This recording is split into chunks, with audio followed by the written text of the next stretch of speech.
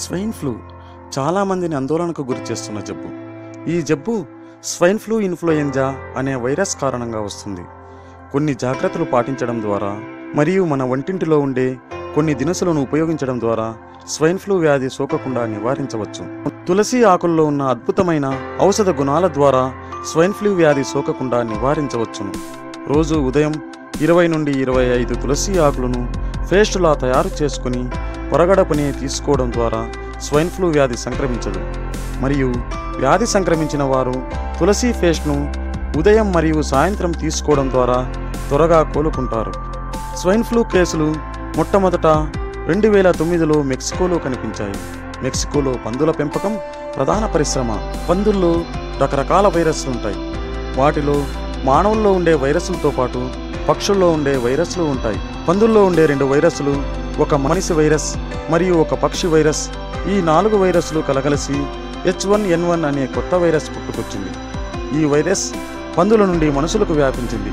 కాబట్టి ఈ వ్యాధిని స్వైన్ ఫ్లూ అంటారు. స్వైన్ అనగా పంది అనే అర్థం. రోగనిరోధక శక్తి తక్కువగా ఉండేవారికి స్వైన్ ఫ్లూ వ్యాధి వేగంగా సోకే ప్రమాదం ఉంది. కావున ప్రతి ఒక్కరూ పోషకాహారం తీసుకోవడం ద్వారా రోగనిరోధక శక్తిని పెంపొందించుకోవచ్చు. మినరల్స్ అధికంగా లభించే చేపలు, కొవ్వు తక్కువగా ఉండే పాల ఉత్పత్తులు, గింజలు, విటమిన్ ఏ ఎక్కువగా ఉండే గుడ్లు, లివర్, బిటా కెరోటిన్ అధికంగా ఉండే పాలకూర, చిలకడదుంప, క్యారెట్ వంటివి తీసుకోవడం ద్వారా రోగనిరోధక శక్తి పెంపొందుతుంది. స్వైన్ ఫ్లూ ఒక సాంక్రమిక వ్యాధి. ఈ వ్యాధి శ్వాసకోశ సంస్థానానికి సంబంధించిన లక్షణాలను కలిగిస్తుంది. ఈ వ్యాధి సోకిన వారి నుండి మనం దూరంగా ఉండాలి. నిత్యం సబ్బు మరియు నీటితో చేతులను కడుక్కున్నట్లయితే స్వైన్ ఫ్లూ వ్యాధి సోకకుండా నివారించవచ్చు. దగ్గినప్పుడు, తుమ్మినప్పుడు నోటిని మరియు ముక్కును చేతి రుమాలుతో అడ్డం పెట్టుకోండి. బయటకు వెళ్ళేటప్పుడు మూతికి మాస్క్ ధరించడం మర్చిపోకండి.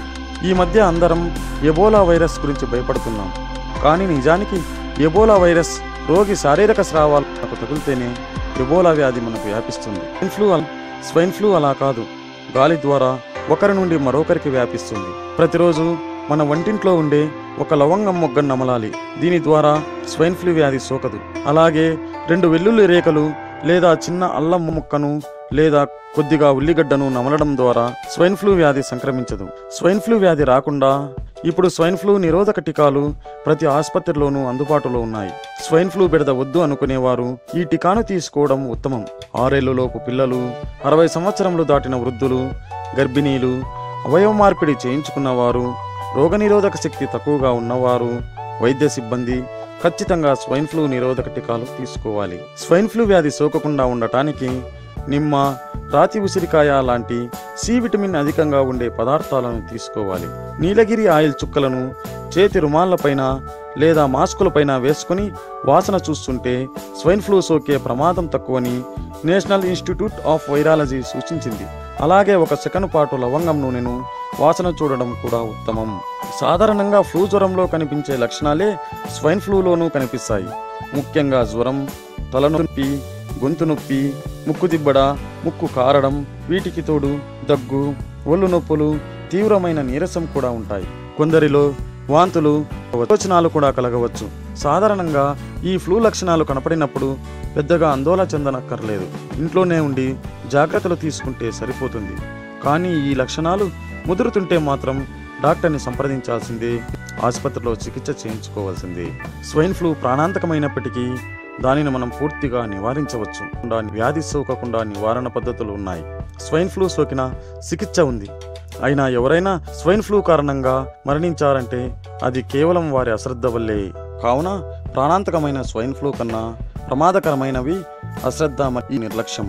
ఈ రెండింటిని ప్రతి ఒక్కరూ విడనాడి సంపూర్ణ ఆరోగ్యవంతులు కావాలని కోరుతూ నేను మీ శ్రేయోభిలాషిని